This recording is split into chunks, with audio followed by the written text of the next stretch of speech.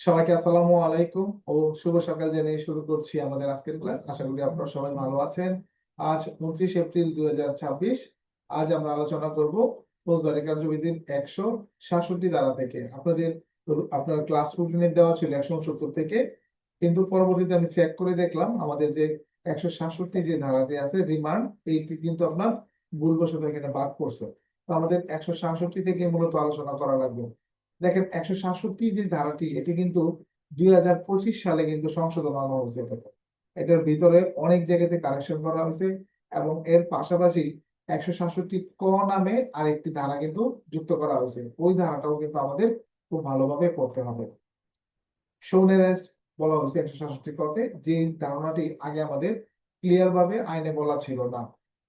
তো চলুন আমরা সরাসরি আমাদের মূল পর্বে চলে যাই। আমি আপনাদের সাথে একটু স্ক্রিন শেয়ার করি, কারণ এই বিষয়গুলো আপনারা স্ক্রিনে দেখেন তাহলে আপনাদের জন্য একটু ভালো হয় এবং প্রত্যেকটা ধারার উপর ধারা নিয়ে এখানে আলোচনা করা হবে।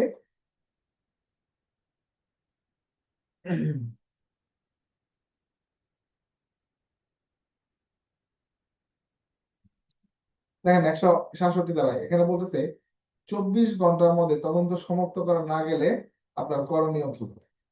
মানে আমরা ফৌজদারি কার্যবিধির 61 ধারা মোতাবেক একজন আসামিকে হেফাজতে রাখতে পারি কতক্ষণ? 24 ঘন্টা পর্যন্ত। এই 24 ঘন্টা যখন আমার ফুরিয়ে যাচ্ছে, বা ধরেন কখনো আসামি মনে করেন আপনার হেফাজতে আছে, তাকেও আপনি জিজ্ঞেস করা প্রয়োজন, তখনও যদি হয় সেক্ষেত্রে কি করণীয়, এই বিষয়টা ফোটায় তুলছে 166 ধারাতে। যে যখন কোনো ব্যক্তিকে গ্রেপ্তার করে হেফাজতে নেওয়া হয়, প্রতীয়মান হয় যে 24 ঘন্টা সময়ের মধ্যে তদন্ত সমাপ্ত করা সম্ভব নয় এবং আসামিকে হেফাজতে রাখা প্রয়োজন, তখন অফিসার ইনচার্জ বা তদন্তকারী অফিসার এসআই পদে নিম্নে নয়, মানে মিনিমাম এসআই, আসামিকে কেস ডায়েরির নকল সহ আপনার নিকটতম বিচারিক ম্যাজিস্ট্রেটের নিকট প্রেরণ করবেন। কার কাছে? আমাদের যে জুডিশিয়াল ম্যাজিস্ট্রেট, তার কাছে প্রেরণ করতে হবে। কতক্ষণ? আমাদের যে সময় শেষ হওয়ার আগে। দুই ধারায় বলছে, যে ম্যাজিস্ট্রেটের কাছে এই ধারার অধীন কোনো অভিযুক্ত ব্যক্তিকে হাজির করা হয় বা অন্যভাবে হাজির করা হয়, বা অন্যভাবে হাজির করা হয় মানেটা কি বোঝানো হয়েছে আপনার?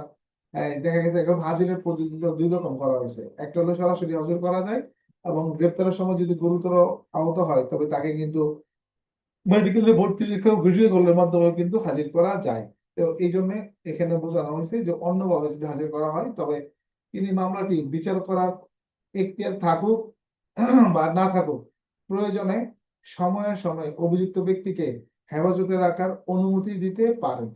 তার মানে এখন মনে করেন দায়রা আদালতে বিচার্য আপনি নিয়ে গেছেন জুডিশিয়াল ম্যাজিস্ট্রেটের কাছে, যার এটা এখতিয়ার নাই, কোনো সমস্যা নাই, উনি রিমান্ড দিতে পারবেন। তিনি এত বিচার করতে পারবেন না, বাট তিনি রিমান্ড দিতে পারবেন। তো এই ক্ষেত্রে যে নিয়ম, আপনাদের যে নিয়মগুলো তৈরি করা হয়েছে এই দুই উপধারাতে বলা আছে যে যে সময়সীমা তিনি উপযুক্ত মনে করেন, তবে সেটা 15 দিনের বেশি হবে না। তার মানে একজন জুডিশিয়াল ম্যাজিস্ট্রেট তিনি সর্বোচ্চ 15 দিন পর্যন্ত রিমান্ড দিতে পারেন। যদি এটা ভেঙে ভেঙেও দেওয়া হয়, সেটা যোগ করে 15 দিনের বেশি কোনোভাবেই হবে না, না এবং না। ওরা বলতেছে যদি তার এখতিয়ার না থাকে মামলাটি বিচার করার বা বিচারাতে পাঠানো, এবং যদি তিনি মনে করেন যে আরো হেফাজতের প্রয়োজন নেই, তবে তিনি নির্দেশ দিতে পারবেন যে অভিযুক্ত ব্যক্তিকে এমন কোন ম্যাজিস্ট্রেটের কাছে পাঠানো হোক যার এই ধরনের এখতিয়ার আছে।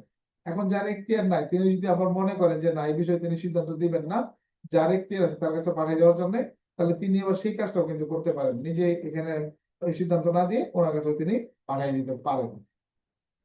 পরে বলতেছে, তৃতীয় শ্রেণীর কোন ম্যাজিস্ট্রেট বা দ্বিতীয় শ্রেণীর কোন ম্যাজিস্ট্রেটকে সরকার যদি বিশেষভাবে ক্ষমতা প্রদান না করে তবে তিনি পুলিশ হেফাজতে রাখার অনুমতি দিতে পারবেন না। তার মানে দ্বিতীয় বা তৃতীয় শ্রেণীর ম্যাজিস্ট্রেট যারা আছে তারা স্পেশাল ভাবে সরকার কর্তৃক ক্ষমতাপ্রাপ্ত না হলে তিনি কখনোই রিমান্ডের আদেশ দিতে পারবেন না। পরে বলা আছে, কোন ম্যাজিস্ট্রেট কোন মামলায় অভিযুক্ত ব্যক্তিকে পুলিশের হেফাজতে সর্বমোট 15 দিনের বেশি রাখার অনুমতি দিতে পারবেন না। প্রথমে বলছিল 15 দিন দিতে পারবে, এখন এখানে এসে বলতেছে 15 দিনের বেশি দিতে পারবে না। পরে বলছে, যদি আরো হেফাজতের প্রয়োজন হয়, এখন মনে করেন এরকম ঘটনা আপনার হেফাজতে তাকে লাগবে, প্রয়োজন, তখন বলতেছে যদি আরো হেফাজতে রাখার প্রয়োজন হয় তবে ম্যাজিস্ট্রেট অভিযুক্ত ব্যক্তিকে হাজির করার পর সরাসরি অথবা ভিডিও কলের মাধ্যমে বিচারিক হেফাজতে রাখার অনুমতি দিতে পারেন। এখন বিচারিক হেফাজতটা কি? যে আমরা 15 দিন শেষ হয়ে গেছে, এরপরেও তারা রাখা দরকার, তখন তাকে বিচারিক হেফাজতে রাখার জন্য কি বলছে? বিচারিক হেফাজত 100% পুলিশের হেফাজত আপনার ব্যতীত, পুলিশের হেফাজত ব্যতীত এটা আপনার আদালত যেখানে ভালো মনে করবেন, অর্থাৎ কারাগারও হতে পারে বা অন্য কোনো স্থান হতে পারে, এটাকে বলা হবে বিচারিক হেফাজত।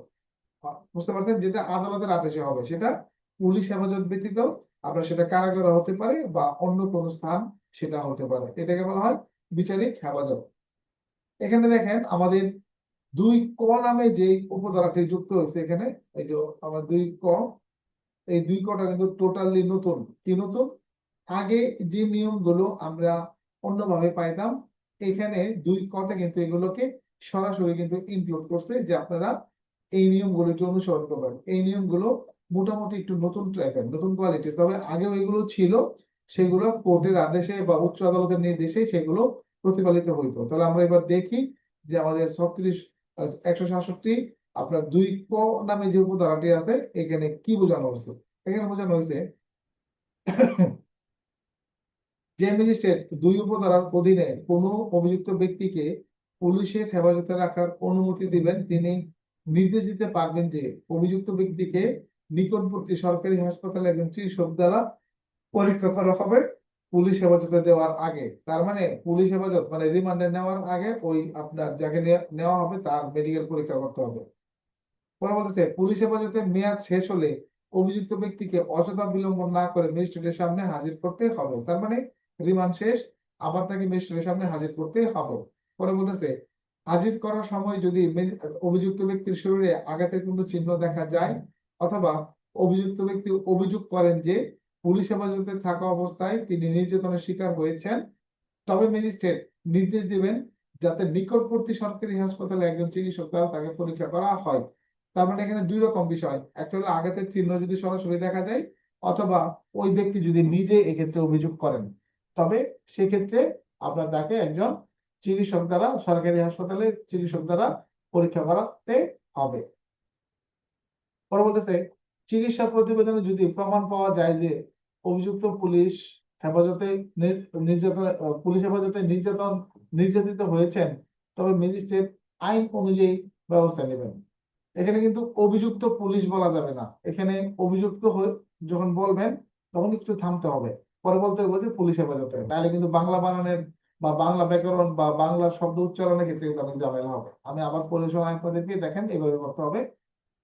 চিকিৎসা প্রতিবেদনে যদি প্রমাণ পাওয়া যায় যে অভিযুক্ত পুলিশ হেফাজতে নির্যাতন হয়েছেন, তবে ম্যাজিস্ট্রেট আইন অনুযায়ী ব্যবস্থা নেবেন। আর যদি ডাইরেক্ট একটা না পড়েন তাহলে কিরকম শোনা যাবে দেখেন, চিকিৎসা প্রতিবেদনে যদি প্রমাণ পাওয়া যায় যে অভিযুক্ত পুলিশ তার মানে কি পুলিশ অভিযুক্ত পুলিশ বোঝানো হচ্ছে না, এখানে অভিযুক্ত বলতে যাকে রিমান্ডে নেওয়া হয়েছে, আর পুলিশ হেফাজত মানে নর্মালি পুলিশ হেফাজত। তাহলে ম্যাজিস্ট্রেট ওই পুলিশ অফিসারের বিরুদ্ধে কি করবেন? আমাদের যে আইন আছে, প্রচলিত যে আমাদের আইন বিধান আছে, সেই আইন মোতাবেক কিন্তু ব্যবস্থা নেবেন।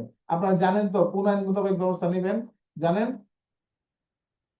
জানেন যদি আপনি কাউকে রিমান্ডে নিয়ে অত্যাচার করেন, টর্চারিং করেন, কোন আইন অনুযায়ী ব্যবস্থা নেবে জানা আছে কারো? নির্যাতন ও হেফাজতে। পেনাল কোডের 229 না না কত, 329 না 229 30 এরকম।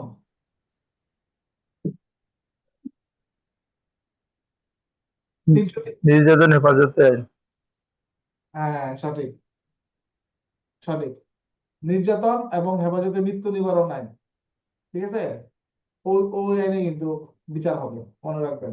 ওই পেনাল কোডের যে 329 330 এগুলো ভুলে যান, এগুলা আর কোনো খাওয়া নাই।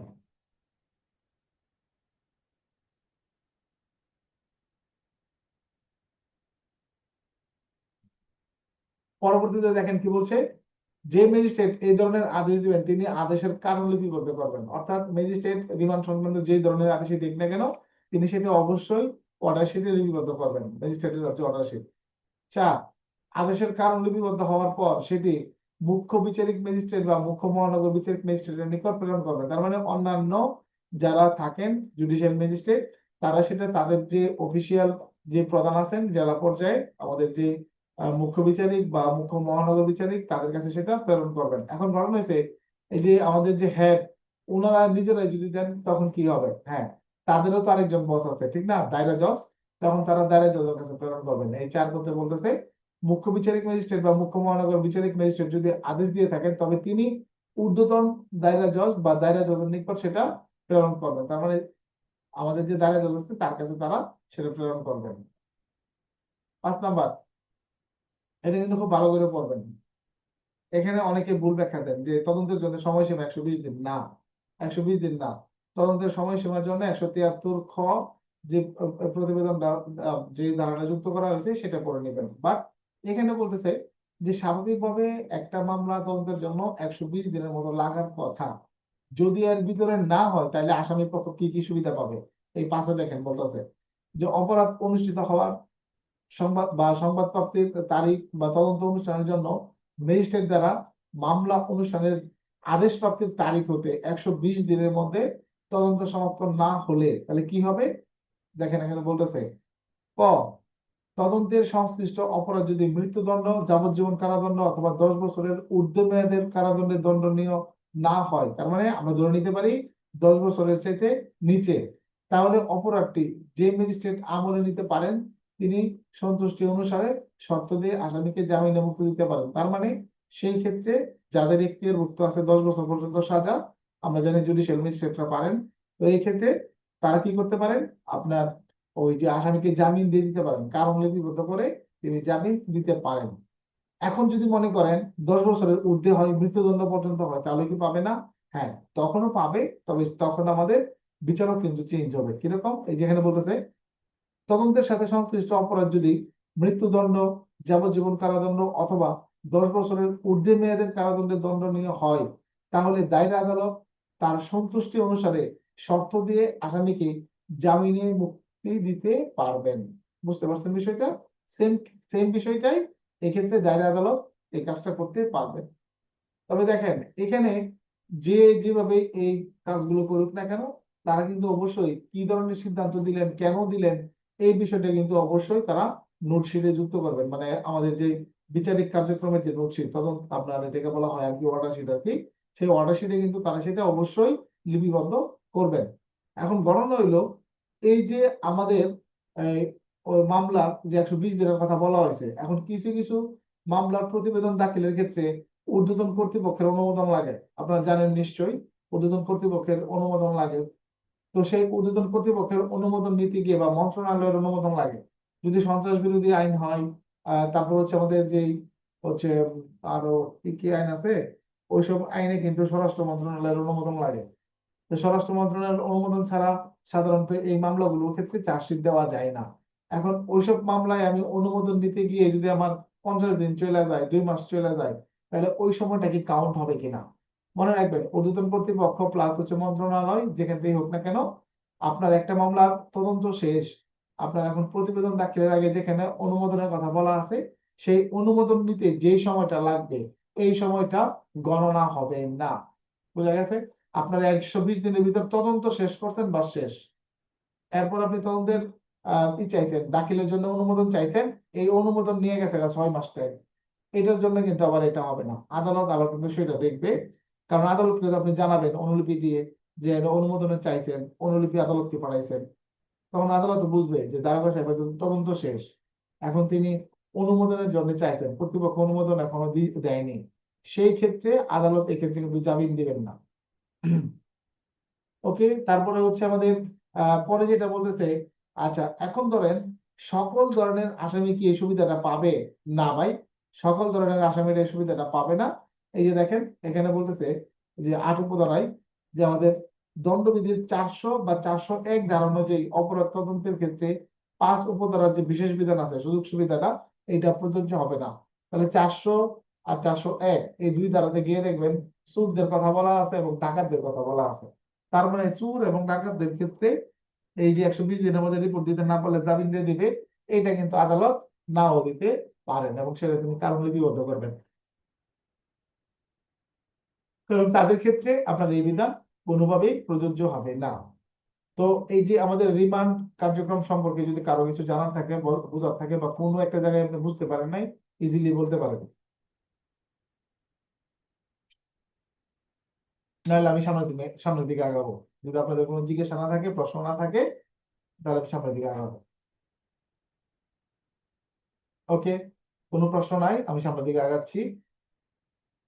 আচ্ছা, এবার দেখেন, এরপরে বলতেছে 167 ক, যেখানে আপনার গ্রেপ্তার প্রদর্শন বা আটক সম্পর্কিত ম্যাজিস্ট্রেটের দায়িত্ব, মানে যেটাকে বলা হয় আমাদের শোন অ্যারেস্ট, SHO, শো। এই শোর পাস্ট পার্টিসিপল হচ্ছে শোন। আপনার শোন অ্যারেস্ট, এই শোন অ্যারেস্টের আমাদের বাংলা হচ্ছে গ্রেপ্তার দেখানো। আপনার গ্রেপ্তার দেখানো, এই শোন অ্যারেস্ট আপনি কিভাবে বুঝবেন যেটা শোন অ্যারেস্ট? এই ক্ষেত্রে একজন তদন্তকারী কর্মকর্তা তিনি একজন আসামিকে যখন চালান করেন বা চালান করে দিয়েছেন এর আগে, তাকে তিনি আবার আরেকটা মামলায় গ্রেপ্তার দেখানোর জন্য আবেদন করতে পারেন। এটাকে বলা হয় শোন অ্যারেস্ট। আবার আমি একটা মামলা তদন্তকারী কর্মকর্তা, আমি মনে করেন চালান দিয়েছি কোনো আসামিকে, চালান দেওয়ার পরে আপনি আবার একজন সাব ইন্সপেক্টর বা ইন্সপেক্টর, আপনি জানতে পারছেন যে ওই আসামি আপনার মামলার ক্ষেত্রেও সম্পৃক্ত, ওই আসামি আপনার মামলার ক্ষেত্রে সম্পৃক্ত, তাকেও আপনার মনে করেন এখন আপনার মামলায় গ্রেপ্তার দেখানোর প্রয়োজন, মানে তাকেও আপনি গ্রেপ্তার করতে চান। এখন একজন ব্যক্তি জেলখানার ভিতরে থাকলে আপনি তো তাকে ধরে নিয়ে এসে আবার গ্রেপ্তার করতে পারেন না। তাকে জেলখানার ভিতরে রাখাই মনে করেন আবার আপনার মামলাতে যেন আটক দেখানো হয়, এটার জন্য আবেদন করতে পারেন। এই যে প্রসিডিওরটা আমি বললাম, একজন অফিসার তিনি 2টা মামলাতে 3টা মামলাতে একজন ব্যক্তিকে আবেদন করতে পারেন, অথবা একাধিক অফিসার ভিন্ন ভিন্ন মামলার ক্ষেত্রেও তিনি আবেদন করতে পারেন। অর্থাৎ একজন ব্যক্তিকে আপনার এক কথায় বোঝানো হচ্ছে যে একটা মামলায় অ্যারেস্ট করে পাঠানো হয়েছে, তাকে অন্য একটা মামলায় অ্যারেস্ট দেখানোটাই হচ্ছে শোন অ্যারেস্ট। এটা আদালত কর্তৃক অনুমোদন হতে হবে, আপনি আবেদন করতেই পারেন, আদালত যদি অ্যাকসেপ্ট না করে তাহলে সেটা শোন অ্যারেস্ট গণ্য হবে না।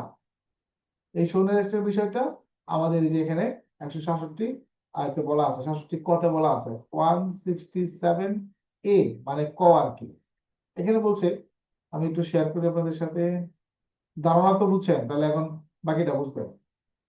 দেখেন এখানে বলতেছে, কোন মামলা তদন্তকারী কর্মকর্তা যদি এমন কোন ব্যক্তিকে গ্রেপ্তার দেখাতে চান যিনি ইতোমধ্যে এখানে অন্য হবে একটা, অন্য একটি মামলায় হেফাজতে আছেন, তবে ম্যাজিস্ট্রেট কেবল তখনই সেই আবেদন মঞ্জুর করবেন যদি অভিযুক্ত ব্যক্তিকে আদালতে হাজির করা হয় বা মামলার ডায়েরির প্রাসঙ্গিক অংশ সহ এবং অভিযুক্তকে শোনার সুযোগ দেওয়া হয় এবং আবেদনটি যৌক্তিক মনে করা হয়। তার মানে সরাসরি তিনি মঞ্জুর করতে পারেন, অথবা তিনি কেস ডায়েরি পর্যালোচনা করতে পারেন এবং আসামিকে উপস্থিত করে তার কাছ থেকেও শুনতে পারেন। সর্বশেষ তিনি যদি আবেদনটি যৌক্তিক মনে করেন, কেবল তখনই তিনি এটা মঞ্জুর করবেন।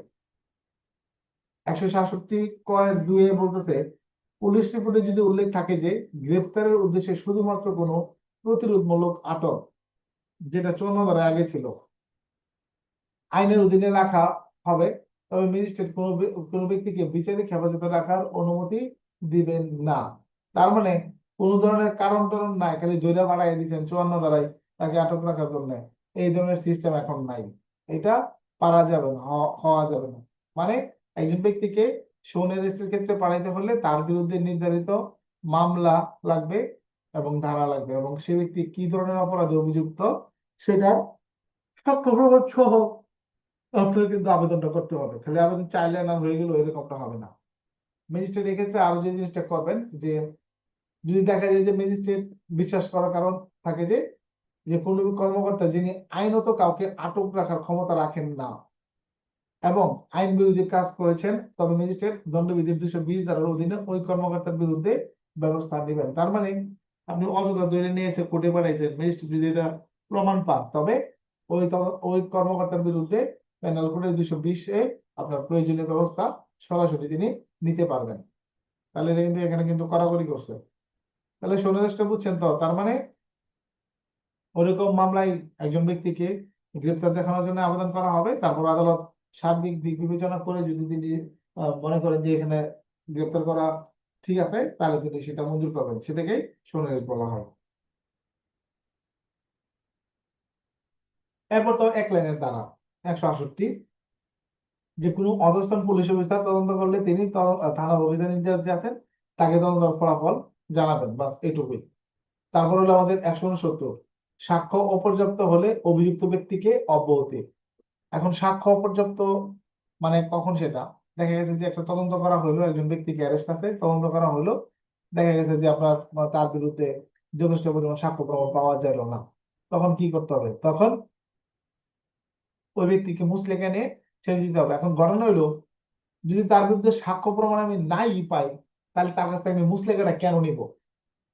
একটা একটা প্রশ্ন হয় না এরকম, যে একজন ব্যক্তি তো কিছু করে নাই, তার বিরুদ্ধে আমি সাক্ষ্য প্রমাণ পাইছি না, তাহলে তার বিরুদ্ধে আমি কেন মুচলেকা নিব?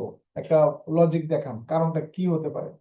কারণটা হইলো ভাই, যে ওই ব্যক্তি, এখন আমি তদন্ত করলাম, তার বিরুদ্ধে আমি সাক্ষ্য প্রমাণ পাইলাম না, ইন ফিউচার ভবিষ্যতে তার বিরুদ্ধে সাক্ষ্য প্রমাণ পাওয়া যাইতেও পারে, এই কারণে মূলত মুচলেকাটা নিতে হয়। পরে বলতেছে 170-এ 169 তো বুঝলেন, সাক্ষ্য যদি অপর্যাপ্ত হয় তাহলে তাকে আপনার ম্যাজিস্ট্রেটের কাছে প্রেরণের কোনো প্রয়োজন নাই। 170-এর সুদ আপনার 170-এ বলতেছে, যদি কারো কাছে কারো বিরুদ্ধে সাক্ষ্য প্রমাণ পাওয়া যায়, 170-এর এক উপাদানে আপনার আসামি সম্পর্কে যদি আপনার পর্যাপ্ত সাক্ষ্য প্রমাণ পাওয়া যায়, তাহলে সেই ক্ষেত্রে ম্যাজিস্ট্রেটের কাছে প্রেরণ করতে হবে। মানে 169-এর বিপরীতে বলতেছে 170, যে সাক্ষ্য প্রমাণ পাওয়া গেছে, এবার তাহলে বিচারের জন্য পাঠানো। এখানেও আবার একটা জিনিস সুযোগ সুবিধা দিছে আসামিদের। কি সুযোগ সুবিধা? যে পাঠানোর আগে আপনি দেখেন এখানে কোন ধরনের সে কি জামিনযোগ্য অপরাধ করছে কিনা, যেখানে জামিনের কোনো ব্যবস্থা আছে।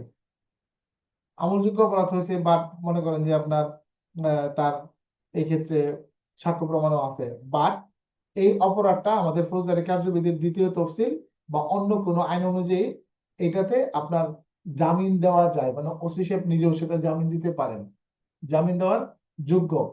এরকম যদি হয়ে থাকে, তাহলে এবার তাকে কিন্তু মুচলেকা নিয়ে আপনার কিন্তু জামিনে ছেড়ে দেওয়ার জন্য বলা হয়েছে। মানে থানা থেকে আর কি, থানার যে বিষয়টা আর কি, থানার বিষয়টা, যে থানা থেকেও আপনার আসামিকে মুচলেকার মাধ্যমে কিন্তু মুক্ত করে দেওয়া যাচ্ছে। এই মুক্ত মানে কিন্তু খালাস না, সাময়িকভাবে তাকে অব্যাহতি দেওয়া হলো আর কি। পরে বলতেছে যে আমরা যখন কোর্টে জানাবো কোন ব্যক্তির বিরুদ্ধে, তখন সেটার সাথে আমাদের কিছু বিষয় কিন্তু ম্যাজিস্ট্রেটকে জানাতে হবে। এরকম 170-এর 2-এ বলতেছে আপনার এক্ষেত্রে যদি কোনো কিছু উদ্ধার হয়ে থাকে আমাদের, তবে সেটা অবশ্যই কোর্টের নিকট প্রেরণ করতে হবে। তার মানে আমরা যদি ওই মামলায় কোনো কিছু জব্দ করে থাকি, তাহলে সেটা আমার কোর্টে কিন্তু প্রেরণ করতে হবে, তাই না? 170-এর 2-এ বলছে। 170-এর 2-এ কিন্তু আরেকটা জিনিস বলছে। কি বলছে 170-এর 2-এর আরেকটা বিষয়? এটা বলতেছে যে আপনার মনে করেন আহ সাক্ষীদেরকে তো আমরা বলতে পারি না যে আমাদের সাথে যান, তবে এই সাক্ষীদেরকে আমরা বলতে পারি যে আপনি যে কোর্টে গিয়ে প্রমাণ করবেন একটা ঘটনা, মামলার বাদী হতে পারে বা যিনি সাক্ষ্য দিয়েছেন তার কাছে আমরা বলতে পারি যে আপনি এখানে মুচলেকা দেন যে আপনি কোর্টে যাবেন, যখন আপনাকে কোর্ট ডাকবে আপনি কোর্টে যাবেন, কোর্টে গিয়ে আপনি মামলার সাক্ষ্য দিবেন। এরকম মুচলেকা কিন্তু আমরা কার কাছে যেতে পারি? বাদী বা এই ঘটনা সম্পর্কে যারা জানে, যারা আপনার সাক্ষী, তাদের কাছে কিন্তু আমরা এটা চাইতে পারি। অর্থাৎ একজন তদন্তকারী কর্মকর্তা ফৌজদারি কার্যবিধির 170-এর 2 উপধারা মোতাবেক, 170-এর 2 উপধারা মোতাবেক কিন্তু তিনি সাক্ষীর কাছ থেকে কিন্তু মুচলেকা চাইতে পারেন। এখানে সাক্ষী সাক্ষী মানে কিন্তু মামলার বাদীকেও বোঝানো হয়, আবার কিন্তু আপনার একেও বোঝানো হয়। কাকে জানি বললাম, সরি, বাদীকে বোঝানো হয়, আবার আসামিকেও কিন্তু সেটা বোঝানো হয়। পরে আপনার যেগুলো আছে এগুলো তেমন ইম্পর্টেন্ট না, যেমন 3 উপধারায় আছে, শেয়ার করি আপনাদেরকে দেখাই দিই। 3 উপধারায় আছে, মুচলেকায় যদি মুখ্য মহানগর ম্যাজিস্ট্রেট, মুখ্য বিচারিক ম্যাজিস্ট্রেট উল্লেখ থাকে, তবে সেই আদালত বিষয়টি অনুসন্ধানের জন্য যে আদালতের উপর দায়িত্ব অর্পণ করে থাকে সে আদালতের অন্তর্ভুক্ত হবে। এই ব্যাপারে বাদী বা সাক্ষীদেরকে উক্তরূপে নোটিশ দিতে হবে, আপনার পড়ার কোনো দরকারই নাই। এর মানে বোঝানো হয়েছে, যদি কখনো মামলা ট্রান্সফার হয়ে অন্য কোর্টে যায়, তাহলে পরবর্তীতে আপনি যে হাজিরা দেবেন ওই কোর্টে গিয়ে কিন্তু হাজিরা দেবেন। 4 উপধারা বাতিল। 5 উপধারা বলতেছে, যে অফিসারের উপস্থিতিতে মুচলেকা সম্পাদিত হয়েছে তিনি সম্পাদনকারীদের মধ্যে একজনকে একটি কপি দিবেন এবং মুচলেকাটি তার রিপোর্টের সাথে ম্যাজিস্ট্রেটের কাছে পাঠাবেন। অর্থাৎ যে তদন্তকারী কর্মকর্তা সাক্ষীদের মুচলেকা নিছেন, তিনি এই সাক্ষীদের ভিতরে একজনকে একটা মুচলেকার কপি দিয়ে দিবেন। এবং আর অন্য ক্ষেত্রে সে কাজটা যেটা করবেন, আরেকটা ক্ষেত্র আর কি, যে আপনি একটা কপি তো দিয়ে দিলেন, আরেকটা হচ্ছে আপনি এই ডকেটের সাথে সেটা ম্যাজিস্ট্রেটের কাছে প্রেরণ করবেন। মূলত হইলো আমাদের যারা হচ্ছে সাক্ষী থাকে যারা, এই সাক্ষীদেরকে তো আমরা বলতে পারি না যে আমাদের সাথে আপনি চলেন, আপনি কোর্টে যাবেন, কারণ তখন তো মামলার তারিখ থাকে না, মামলার তারিখ তো আরো পরে হয়। তখন এই জন্যে সাক্ষীরা আমার কাছে সাক্ষ্য দিচ্ছে কিন্তু তারা গ্যারান্টি দিবে না, এটা তো হতে পারে না।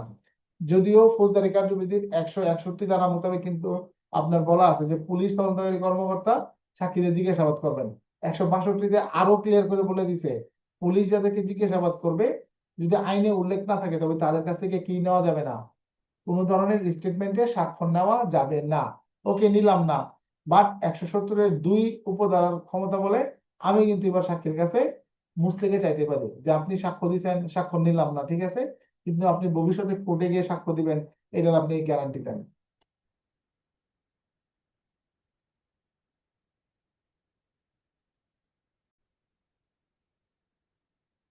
তো 100 আমরা 70 দ্বারা পড়তেছিলাম যে আপনার সাক্ষীর মুচলেকার বিষয়টা আমরা এখানে নিলাম। আর হচ্ছে যে 171-এ বলা আছে যে অভিযোগকারী বা সাক্ষীকে আমরা যে মানে গ্রেপ্তার করতে পারি সেটার বিষয়। এখন এই 171-এ আপনার প্রথমত হইলো যে এখানে বলতেছে যে সাক্ষীর কাছে আমরা কি চাইতে পারি। এখন সাক্ষীর কাছ থেকে আমরা মূলত বলতে পারি যে আপনি মুচলেকা দেন, এর বেশি না। তাকে তো আমরা বলতে পারি না যে আপনি আমাদের সাথে যান। এখন মনে করেন যখন আপনি সাক্ষীর কাছে মুচলেকা চাইলেন 170 ধারার 2 উপধারা মোতাবেক, এখন সাক্ষী মনে করেন যে গার্তারা আছে, তিনি মুচলেকা দিবেন না, তিনি মুচলেকা দিবেন না। এখন আপনি কি করবেন তাহলে? সাক্ষী যেহেতু মুচলেকা দিবে না, রেকর্ডিং অন আছে? হ্যাঁ আছে। আচ্ছা, সাক্ষী যেহেতু মুচলেকা দিবে না, এবার হচ্ছে আপনি সাক্ষীকে বিনা পরোয়ানায় গ্রেফতার করবেন। 171 ধারা মোতাবেক আপনি সাক্ষীকে বিনা পরোয়ানায় কিন্তু গ্রেফতার করতে পারবেন। একেবারে ক্লিয়ার, সাক্ষীকে আপনি বিনা পরোয়ানায় গ্রেফতার করতে পারবেন। তারপরে আপনি গ্রেফতার করে সাক্ষীকে ম্যাজিস্ট্রেটের কাছে হাজির করবেন। তারপর ম্যাজিস্ট্রেট আপনার প্রয়োজনীয় ব্যবস্থা নেবেন। সাক্ষী যতক্ষণ পর্যন্ত না আপনার এই বিষয়ে সাক্ষ্য দেয়, ততক্ষণ পর্যন্ত তাকে তিনি এখানে আটক রাখতে পারবেন। আচ্ছা, তাহলে এরপর যেটা আমাদের আছে 172 দ্বারা, 172-এ আছে মামলার তদন্তকারী অফিসার যিনি আছেন তিনি মামলার তদন্ত কার্যক্রম যা কিছু আছে তিনি সেটা কিন্তু একটা ডায়েরিতে লিপিবদ্ধ করবেন। সেই ডায়েরির নাম জানেন তো আপনারা? সেই ডায়েরির নাম হলো আমাদের কেস ডায়েরি, যাকে সংক্ষিপ্ত ভাবে বলা হয় কি, সিডি। মামলার ডায়েরি, কেস ডায়েরি বা সিডি, যেটা আমরা বলিনি কেন, আপনার একই জিনিস। এটা বলা আছে আমাদের 172 ধারাতে, ফৌজদারি কার্যবিধি 172। মনে রাখবেন ফৌজদারি কার্যবিধি 172 দ্বারা যখন আপনারা পড়বেন, সেই একই সাথে আপনারা প্রবিধান থেকেও কিন্তু 68, 263 এবং 264 এই 3টা প্রবিধান কিন্তু একই সাথে আপনারা পড়ে ফেলবেন। তাহলে 68 নাম্বার প্রবিধানে আপনারা দেখতে পারবেন যে কেস ডায়েরি আপনার কে কে দেখতে পারবেন, কে কে হেফাজতের জন্য দায়ী থাকবে, কেস ডায়েরি সংরক্ষণের জন্য আপনি কি কি পাবেন। 263 প্রবিধান যখন আপনি পড়বেন তখন দেখবেন কেস ডায়েরি জিনিসটা কি, এর ভিতরে আসলে কি কি থাকে। এবং 264 যখন আপনি পড়বেন তখন আপনি পাবেন কেস ডায়েরি লেখার যে পদ্ধতি, সেই পদ্ধতিটা। তো এখানে পদ্ধতি টদ্ধতি যা কিছুই আছে আমাদের মানদাতার আমলের গুলোই আছে। আমরা এখন যে আধুনিকতার যুগে প্রবেশ করছি, সিডিএমএস প্রযুক্তি ব্যবহার করি। এই সিডিএমএস প্রযুক্তির ব্যবহারের কথা কিন্তু আমাদের আইনে কিন্তু বলা নাই, আমাদের পিআরবি তেও বলা নাই। বাট আমরা ম্যানুয়ালটাই পড়বো, এটা লিখবো খাতায় ম্যানুয়ালটাই।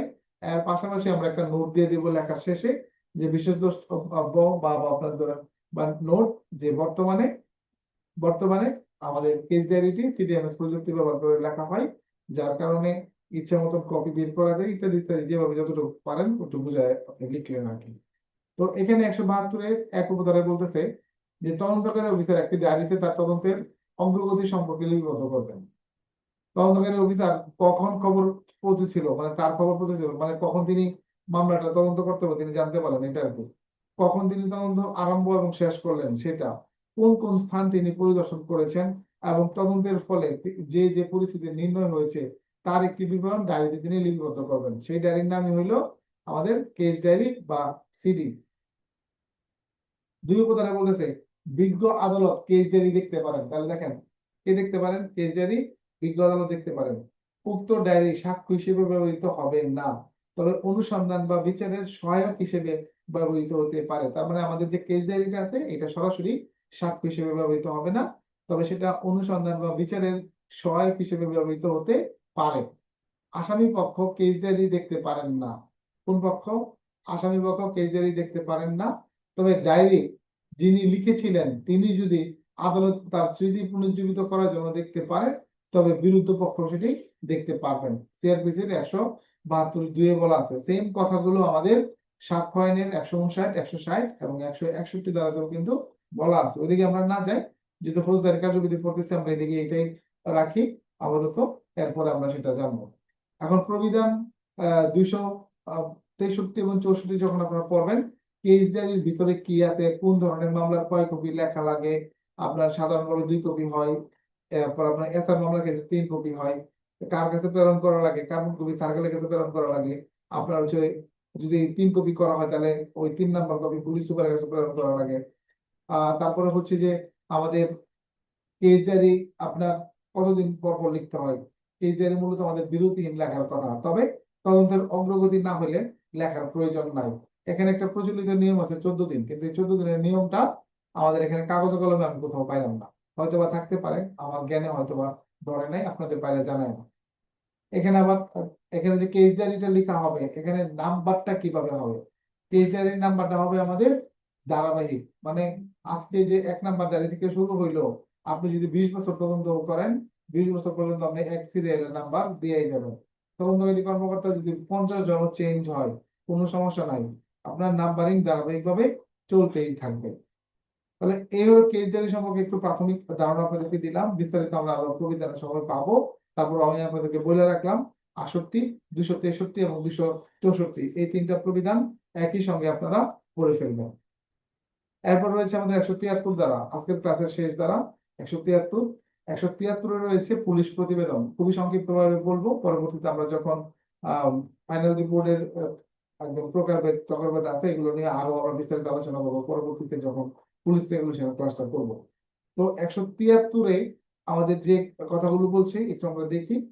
এখানে বলতেছে 173-1-এ যে পুলিশ অফিসার বিলম্ব না করে তদন্ত সমাপ্ত করবেন, তার মানে পুলিশ অফিসারকে তদন্ত বিলম্ব করতে না করছেন। এবং অফিসার ইনচার্জ যে কাজটা করবেন, যে সংশ্লিষ্ট ম্যাজিস্ট্রেটের নিকট নির্ধারিত ফর্মে পক্ষসমূহের নাম, সংবাদের প্রকৃতি, ঘটনার পরিস্থিতি, আসামিদের নাম, আসামি গ্রেপ্তার হয়ে থাকলে তাকে হেফাজতে প্রেরণ করা হয়েছিল কিনা অথবা জামিনে কিনা বা মুচলেকা মুক্তি দেওয়া হয়েছে কিনা ইত্যাদি উল্লেখপূর্বক একটি রিপোর্ট দিবেন। এই রিপোর্টের নাম চার্জশিট বা ফাইনাল রিপোর্ট, দুইটাই হইতে পারে। আচ্ছা, পরবর্তীতে যে অভিযোগকারী বা সংবাদদাতাকে নির্ধারিত ফর্মে আপনার ফলাফল কিন্তু জানাতে হবে। 2, ফৌজদারি কার্যবিধির 158 ধারা মোতাবেক পুলিশের ঊর্ধ্বতন অফিসারকে নিয়োগ করা হয়, তখন সরকার দ্বারা সাধারণ বা বিশেষ আদেশ দ্বারা নির্ধারিত ক্ষেত্রসমূহ উক্ত অফিসারের মাধ্যমে রিপোর্ট পেশ করতে হবে এবং তিনি ম্যাজিস্ট্রেটের আদেশ সাপেক্ষে থানার অফিসার ইনচার্জকে আরো তদন্তের নির্দেশ দিতে পারেন। এটা মূলত বোঝানো হয়েছিল যে যখন আমাদের সিনিয়র কর্মকর্তাকে নিয়োগ করা হয়, মানে সার্কেল অফিসার, তার মাধ্যমে রিপোর্ট পেশ করার জন্য, আর ফাইনাল রিপোর্টের ক্ষেত্রে তিনি আবার মতামত লিখেও কিন্তু সেটা দিতে পারেন। 3, পুলিশ রিপোর্টে যদি দেখা যায় আসামিকে তার নিজ মুচলেকায় মুক্তি দেওয়া হয়েছে, তবে আসামিকে মুচলেকা হতে অব্যাহতি দেওয়ার বা উপযুক্ত অন্য যে কোনো আদেশ দিতে তিনি পারবেন। মানে কি বোঝানো হয়েছে এখানে? পুলিশ রিপোর্টে যদি দেখা যায় আসামিকে তার নিজ মুচলেকায় মুক্তি দেওয়া হয়েছে, তার মানে আসামিকে ওই যে ওসি যে ক্ষমতা আছে, নিজ ক্ষমতায় তিনি মুচলেকা নিয়ে ছাড়ছেন, তবে আসামিকে মুচলেকা হতে অব্যাহতি দেওয়ার বা উপযুক্ত অন্য যে কোনো আদেশ দিতে পারবেন। তার মানে আদালত ওই মুচলেকার মেয়াদ শেষ করে দিবেন, এবার ইচ্ছা করে তিনি টোটালি ওই আসামিকে অব্যাহতি দিতে পারেন অথবা আসামির অন্য কোনো আদেশও দিতে পারেন, তার মানে জামিন বাতিলও করে দিতে পারেন, আবার সেটা গ্রহণও করতে পারেন, দুইটাই আর কি।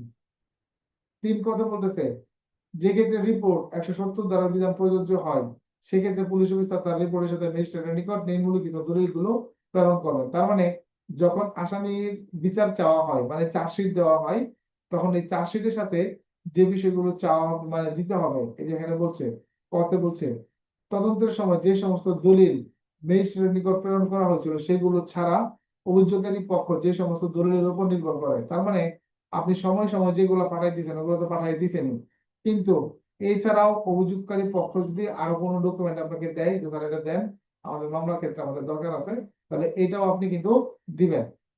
খ, 161 ধারার উপধারা 3 অনুযায়ী যে সকল ব্যক্তির লিখিত বিবৃতি যাদের অভিযোগকারী পক্ষ সাক্ষী হিসেবে জবানবন্দি করতে চায়, তার মানে আপনি তদন্তকারী কর্মকর্তা হিসেবে যাদের জবানবন্দি লিপিবদ্ধ করছেন, ফৌজদারি কার্যবিধির 161 উপধারা মোতাবেক যাদের জবানবন্দি আপনি লিপিবদ্ধ করছেন, তাদের প্রত্যেকের জবানবন্দি আপনি কেস ডকেটের সঙ্গে দিবেন, মানে চার্জশিটের সঙ্গে আপনি দিবেন। 3 খ, উপধারা 1 বিধান অনুসারে ম্যাজিস্ট্রেটের নিকট পাঠানোর পর এই ধারার কোনো বিধান তদন্তের অন্তরায় হবে না। তার মানে আপনি রিপোর্ট পাঠাই দিয়েছেন, এখন যদি আরো কোনো তথ্য পান সেক্ষেত্রে আপনি তদন্ত করতে পারবেন কিনা, এখানে বলতেছে হ্যাঁ আপনি সেটা তদন্ত করতে পারবেন, কোনো ধরনের বাধা হবে না। এবং এই ধরনের তদন্তের পর থানার অফিসার ইনচার্জ মৌখিক বা দলিলপত্র দ্বারা সমর্থিত আরো সাক্ষ্য সংগ্রহ করে থাকলে তিনি তার নির্ধারিত ফর্মে ম্যাজিস্ট্রেটের নিকট প্রেরণ করবেন এবং যতদূর সম্ভব 1 হতে 3 প্রযোজ্য হবে, যেভাবে 1-এ রিপোর্ট প্রযোজ্য হতো।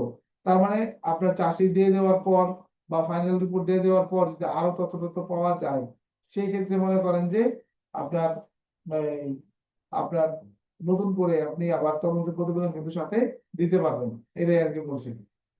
173-এর 4 বলতেছে আসামি আবেদন করলে তদন্ত বা বিচার আরম্ভ হওয়ার পূর্বে তাকে এই ধারা অনুসারে প্রেরিত নকলের রিপোর্ট সরবরাহ করতে হবে। তার মানে আসামিকে আপনার আপনার তদন্ত যে রিপোর্ট আছে প্রতিবেদন, এটা কিন্তু দিতে হবে। তবে শর্ত থাকে যে ম্যাজিস্ট্রেট কোনো বিশেষ কারণে বিনামূল্যে সরবরাহ উপযুক্ত মনে না করলে তার জন্য তিনি খরচ নিতে পারবেন। তার মানে তখন তিনি ম্যাজিস্ট্রেট খরচ আদায় করতে পারবেন, মানে ওই যে সৈমরি নকলের নেয়, জাবেদা নকলের যে বিলটা নেয় না, সেটা তিনি নিতে পারবেন। ও ভালো কথা আছে, ক্লাস থেকে আমাদের যে 173 ক এবং 173 খ এই দুইটা বিষয় আমাদের কিন্তু পড়ানো হলো না। এই দুইটা দ্বারা আমাদের বাড়ির কাজ থাকলো 173 ক 173 খ, অর্থাৎ অন্তর্বর্তীকালীন তদন্ত প্রতিবেদন আর হচ্ছে তদন্তের সময়সীমা, এই দুইটা যে আছে 173 ক 173 খ, এই দুইটা ধারা আপনারা অবশ্যই বাড়ির কাজ হিসেবে করবেন। আগামীকাল আমাদের ক্লাস অনুষ্ঠিত হবে যত সময় 6:30-এ, তখন আমরা ওই দুইটা সহ এবং আমাদের যে অপমৃত্যু মামলা আছে 174, 75, 76 এই বিষয়গুলো নিয়ে আলোচনা করব। কার কোনো প্রশ্ন আছে?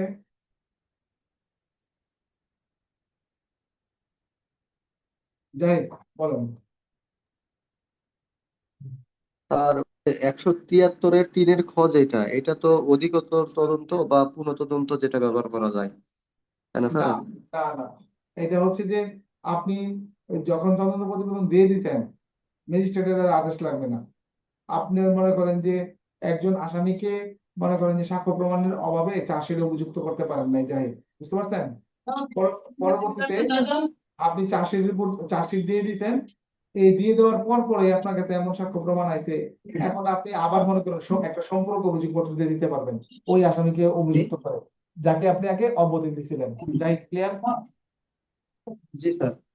আর স্যার ওই যে 276 পিআরবি যেটা প্রবিধানে 276 আর 277, 276-এ সম্ভবত পুনঃ তদন্ত আর অধিকতর তদন্ত যেটা ম্যাজিস্ট্রেটের নির্দেশে, আর 277 হচ্ছে পুনর্জীবিতকরণ। দুইটা জিনিস কি একটু আলাদা না হ্যাঁ, কাছাকাছি স্যার? একটু মানে কি অনেকটাই আলাদা, পুরোটাই আলাদা।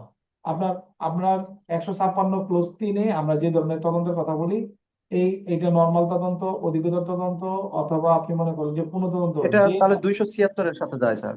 যে নামে বলেন না কেন, এটা এটা হলো আপনার আর যেটা হলো 277-এ যেটা, এটা হলো একটা ফাইনাল রিপোর্ট সত্য দাখিল করা হয়। মনে করেন একটা মার্ডার হয়েছে, মার্ডার হওয়ার পরে আপনার ফাইনাল রিপোর্ট, চূড়ান্ত রিপোর্ট সত্য দাখিল করা হয়েছে, কে বা কারা করেছে আমরা জানি না, ভবিষ্যতে পাওয়া গেলে আবেদন করা হবে। এই যে ভবিষ্যৎ যখন বর্তমানে রূপ নেয়, অর্থাৎ আপনার কাছে এমন কোনো ক্লু, যেমন ধরেন তনু হত্যাকাণ্ডের কথাই আমরা যদি বলি, মনে করেন যে এটা যদি এখন এখন তো কোর্টে আছে, মনে করেন যে এটার ক্ষেত্রে, না কোর্টে না, বিচারিক ক্ষেত্রে আছে, এখন মনে করেন এটা ফাইনাল রিপোর্ট দিয়ে দিছিল, মনে করেন যে কে বা কারা দর্শন করছে, পাওয়া যায়নি, ভবিষ্যতে পাওয়া গেলে আবেদন করা হবে। পরবর্তীতে যখন পাওয়া গেল যে দর্শনে এরকম এরকম এমুকে পাওয়া গেছে, এখন যখন আপনি ইচ্ছে করলে তদন্ত করতে পারেন না, এখন তদন্ত করতে গেলে যেহেতু ফাইনাল রিপোর্ট অ্যাকসেপ্ট হয়ে গেছে, সেক্ষেত্রে আপনি এবার কোর্টের কাছে আবেদন করবেন যে মাননীয় আদালত, আমরা এই ধরনের ক্লু পাইছি, এই ক্ষেত্রে মামলাটা আমরা আবার পুনরায় তদন্ত করতে চাই। তখন আদালত যদি আদেশ দেয়, এই মামলাটা ডকেট সংগ্রহ করে আপনার তদন্ত শুরু করবেন। এটার নাম হচ্ছে তদন্তের পুনর্জীবিতকরণ, অর্থাৎ একটা জিনিস মরে গেছে, এইটার আবার তাজা করা। এটা আবার জীবিত করে। জি স্যার। তো ধন্যবাদ সবাইকে। আর আপনাদের বইয়ের কাজ প্রিন্টে চলে যাবে আল্লাহ যদি বাঁচায় আগামী সপ্তাহে, এরপর করে আপনারা পেয়ে যাবেন। আর মূলত কি জন্য অপেক্ষা করছি এটা আপনাদের বলি। আমাদের সকল আইন মনে করেন টুকটাক টুকটাক করে পরিবর্তন হয়ে গেছে। এই যে নারী ও শিশু নির্যাতন দমন আইন, এটাও পর্যন্ত এখন 25 থেকে 26 হয়ে গেছে সংশোধন, অধ্যাদেশ থেকে আইনের রূপ ধারণ করছে। তারপর আমাদের কিছু কিছু আইন আছে যেগুলো আমাদের সিলেবাসভুক্ত ছিল, বাতিল হয়ে গেছে, রদ হয়ে গেছে। কারণ এইগুলো সহ যদি আমি দিয়ে দিতাম ভালো হইতো না এই কয়েকটা দিন অপেক্ষা করার জন্য। এখন যে আমরা একদম চূড়ান্ত ভাবে সংসদ থেকে আইনগুলোর একটা আপডেট পেয়ে গেছি, না এখন ভালো হয়েছে কোনটা বলেন? এখন ভালো হয়েছে না আগে আগে যদি দিয়ে দিতাম, আবার এই যে এখন আবার সংশোধন আপনাদের পড়া লাগতো, কোনটা ভালো হতো? আপডেটই এখন ঠিক ভালো আছে হয়েছে। স্যার। গাইড বই কোনো ফ্যাক্ট না আপনার জীবনে, মনে রাখবেন। আইন ভালো জানেন, করতে পারেন, গাইডটা হচ্ছে একটা সহায়ক ভূমিকা পালন করে যে এই প্রশ্নটা আমি দেখতে চাই বা আমি ট্রাই করলাম, গাইডে কিভাবে আছে আমি একটু দেখলাম। তবে কোনো গাইডকে আপনি পরিপূর্ণভাবে বিশ্বাস করবেন না, আমারটা সহ। এক্ষেত্রে আপনার নিজের যে একটা ধারণা, নিজের যে একটা হ্যান্ড নোট মেকিং পাওয়ার, এই যে নিজের একটা অ্যানালাইসিস করার যে ক্ষমতাটা, এটাকে আপনি সর্বোচ্চ পরিমাণ গুরুত্ব দিবেন। যে কোনো লেখকের বইতে ভুল থাকতে পারে, আপনি সেই ভুলটাকে শুদ্ধ মনে করে কখনো সেটাকে আপনি অর্জন করবেন না। আপনি অবশ্যই কনফিউশন তৈরি হওয়া মাত্রই আপনি আইন বই দেখবেন। আর যখন বইতেই আপনার কনফিডেন্স তৈরি হবে, আপনি আইন মন্ত্রণালয়ের ওয়েবসাইট দেখবেন। ধন্যবাদ সবাইকে। দেখা হবে আগামীকালকে সেম টাইম সেম সময়। আল্লাহ হাফেজ।